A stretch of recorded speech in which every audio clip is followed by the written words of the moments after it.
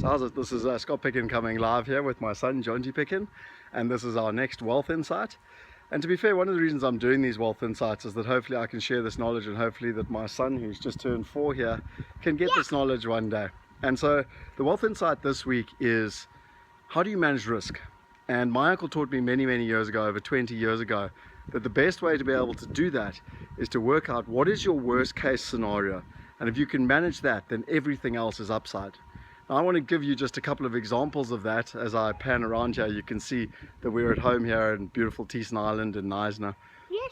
My very first example was when we bought our first South African property from London in 1999. And you know, everyone was telling us that South Africa was falling apart and that there was absolutely no opportunity. And so my friend and I decided to buy a property in Rondebosch. We decided to build a student accommodation because we decided that there would always be students that wanted to go to UCT. And that was the way we managed our risk there. Then in London, you know, when we bought our first property in 2002, we were 24 years old, and you know, all my friends said to me, oh, you know, we just had September 11th, all prices were going up, inflation would go up, interest rates would go up, and we wouldn't be able to afford it. And again, you know, I figured out with my friend how we could turn a 3-bedroom house into a 5-bedroom house.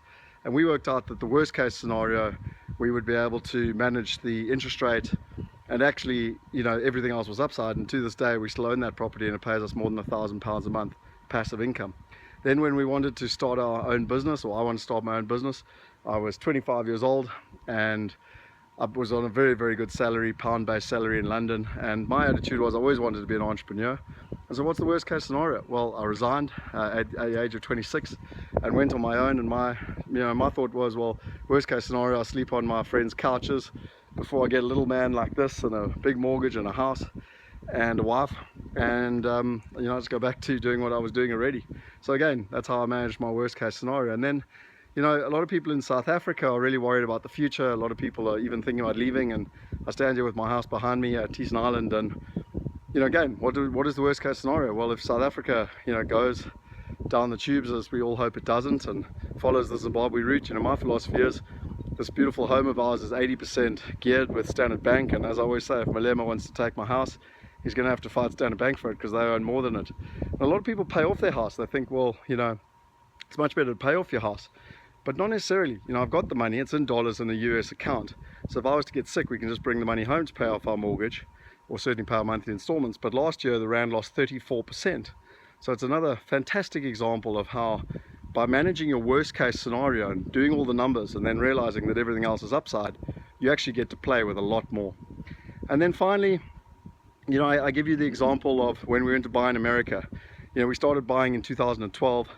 It was, you know, the market had been decimated, they'd lost 70%, and everyone said to us that it was a real mistake, and there was huge debt in America, and there was massive problems. And again, I worked out the worst case scenario along with my partners, and it's called intrinsic value. What would it cost to replace the house, to build it from scratch? And you know, on average it would cost about $200,000, and we were buying them for $65,000 to $85,000. Believe it or not, the Rand was at 6 Rand to the dollar at the time. And we were buying them at 8, 9, 10% net yields. And so for me, that worst case scenario was, you know, I did all the analysis. What happens if the economy goes pear-shaped? What happens if the dollar falls? I even looked at the likes of Zimbabwe when the economy completely fell apart, and residential homes were the only thing that held their value in US dollars in Zimbabwe. And so my attitude was, no matter what happened in America, you built or bought good quality homes in good cities. We bought in Atlanta, one of the best cities in America. And you know, today those properties have doubled in value in US dollars. We're still getting the net returns, and you know, the Rand has halved in terms of its value. So there's a good example of how to manage risk.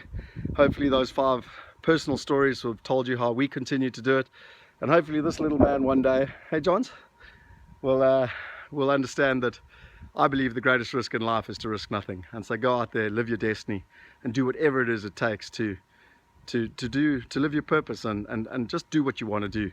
Work out what the worst case scenario is, and if you can manage that, then everything else is upside. And if you enjoyed this, as always, tell your friends about it, share it with your friends. Our purpose is to empower 1 billion people. And if nothing else, I'm making these little messages so this little man at 4 years old can hopefully learn from them one day and put them in his life. Thanks very much for your time. How old? Show me how many fingers. There, 4 fingers. Well done. Say bye to everyone. Bye, everyone. Okay, coming live, Teeson Island, Knysna, South Africa. A dad with his son about to go canoeing.